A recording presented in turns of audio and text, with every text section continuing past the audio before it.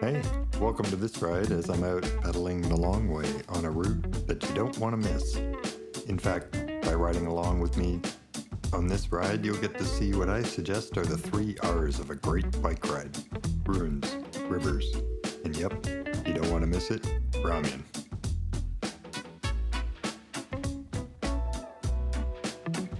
And before getting to all of that, we have some pedaling to do. As you'll see, there's varied terrain to cover through red pine and leafy forests, grassy green meadows, expansive marshes, and rugged rock outcroppings. Hard to believe, but this variety is all within a few hours' ride, and a big reason why for me, every bike ride can feel like a new experience every time.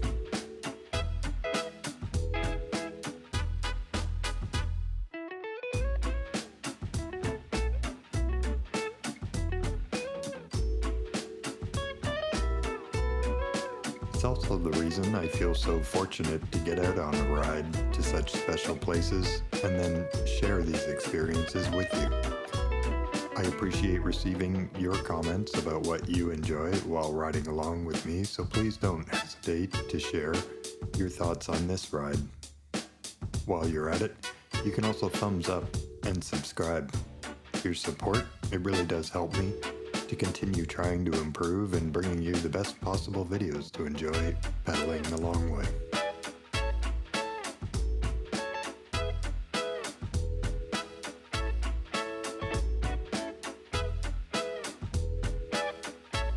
I should mention that this video may be the last one for a couple of weeks. I may do one more within the next week or so, possibly to share views on a handlebar bag I'm starting to use. But otherwise, I'm going to be traveling for vacation. Of course, I do have some rides in mind when I get there, so you'll want to check back in before too long to see where it is that I'll be riding. I'll leave it there for now before giving too much away.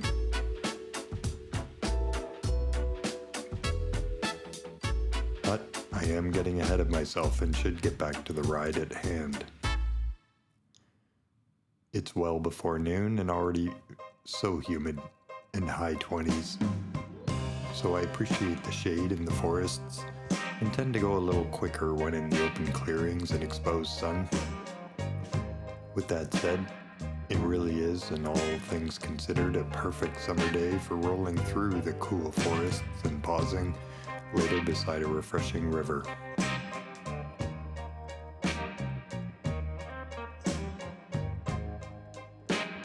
Should note, I did have to plan quite a bit in advance. Otherwise, the day, it would not have ended as perfectly as it's starting. Before riding, the forecast had included heavy rain and thunderstorms to follow this high heat and humidity.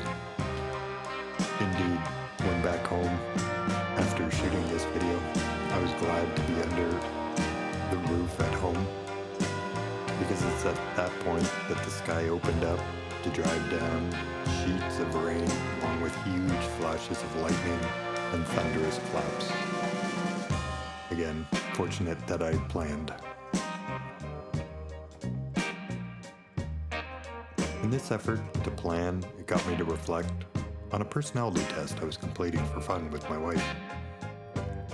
A number of questions in that test asking about my style to plan ahead or just go with the flow, to procrastinate to the very last minute, or to do things all early in a very structured, methodological way.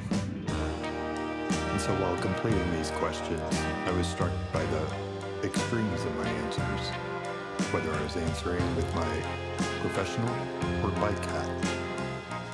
That is to say, in my professional world of rules, processes, structures, hierarchies, the planning, and ordered approach, that's what gets it by. In contrast, when I ride my bike, I get to lean into no plan at all, or just the barest minimum of a plan, the plan that's necessary for me to enjoy the ride. In this case, what do I need to do to ensure I can enjoy my ramen by the river while not at risk of being hit by lightning? Other than that, I'm just free to enjoy my ride.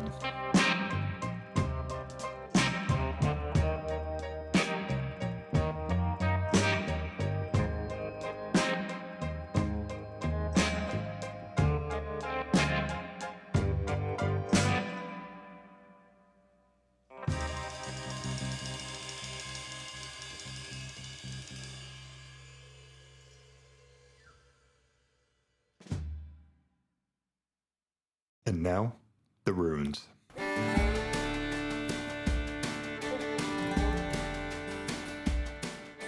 bit of local history, similar to another set of ruins I visited in another video you can check out on my channel.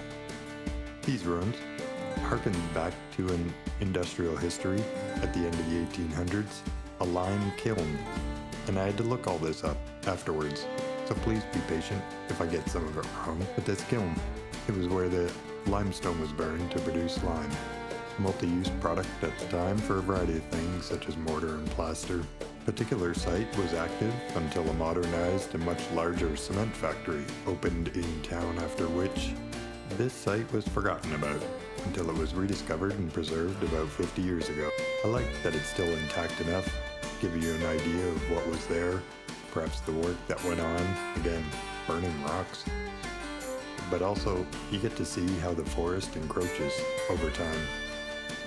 And on the way out, I get to ride over what I guess was probably the source of all the rocks for the kiln.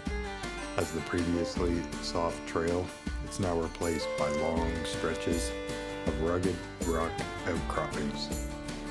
In between these rugged rocks, exposed roots in other parts of the trail, and overgrown parts elsewhere where you can't really even see the trail, I'm reminded how much I enjoy riding my Surly Wednesday. In fact, it's not uncommon for people to ask me, why do you ride a fat bike? I'm quick to acknowledge it's not the fastest, but for me, it really is ideal. It's that one bike to do it all, including these full day rides to wherever the mood strikes me. I may at some point consider getting a summer wheel set, but for now, I'm happy to ride it as is because I can always confidently ride this bike whatever route without worrying whether I have the right bike for the trail.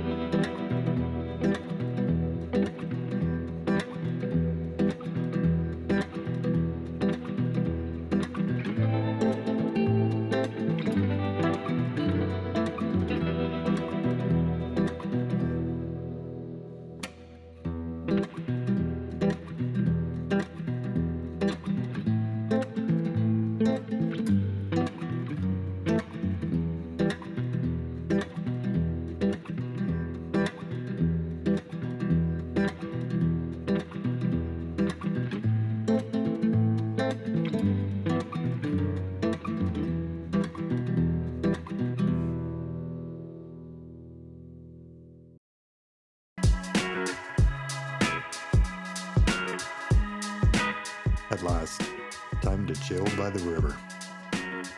And it's hot, but I found some shade. I've cooled off by stepping out into the river. And now with legs stretched out and refreshing breeze, I can easily get into making a hot cup of coffee. And after a long, tiring few hours pedaling, this quick cup, it's magical.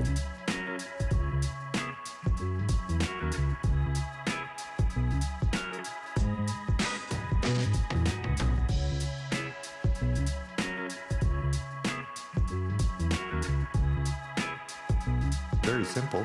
It is just a packet of instant powder, add some water, but somehow this particular instant coffee, Edia, it seems to be fit for purpose. Proper coffee flavor, but still not too bold to enjoy regardless of time of day or the weather.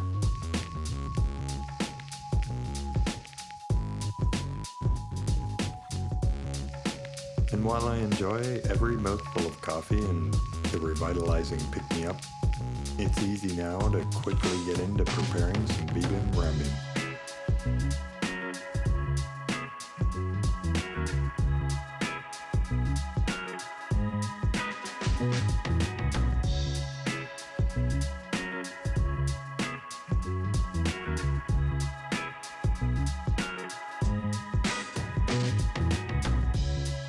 Vegan ramen. It's a good option because it's spicy, as the deep red sauce suggests, though not crazy hot like some varieties.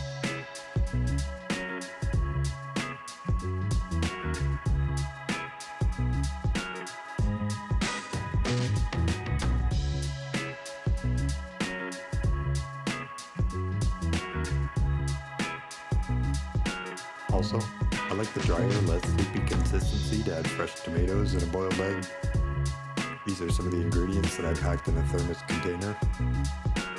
Indeed, the refreshing tomatoes and the cool egg, it balances or takes the edge off the spiciness.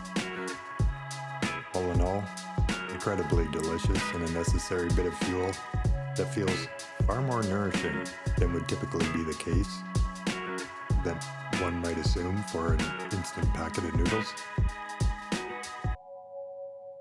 And after a few minutes to enjoy every bite and the views all around, I clean up to get back on the path home.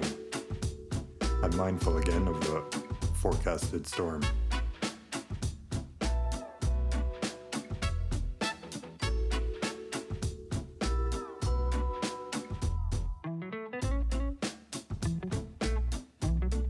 And so there you have it, the 3 R's of a good bike ride. Rivers, ruins, and yeah, ramen. Feeling refreshed and refueled, unfortunately so because it's now past noon and blazing hot with humidity.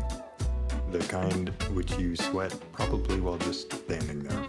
I'm continuing to enjoy this ride regardless of the weather because again, it really is a very perfect summery, sunny day, and regardless, I'm putting to good use the last reserves from my break by the river. I'm also popping in and out of shaded spots along the trail, knowing that it isn't much farther to go to the end of the ride. And with the storm in the forecast, I'm also mindful not to break too long. Thanks for watching. Please leave me a comment on what you enjoyed in this ride and appreciate your support by clicking thumbs up and subscribe.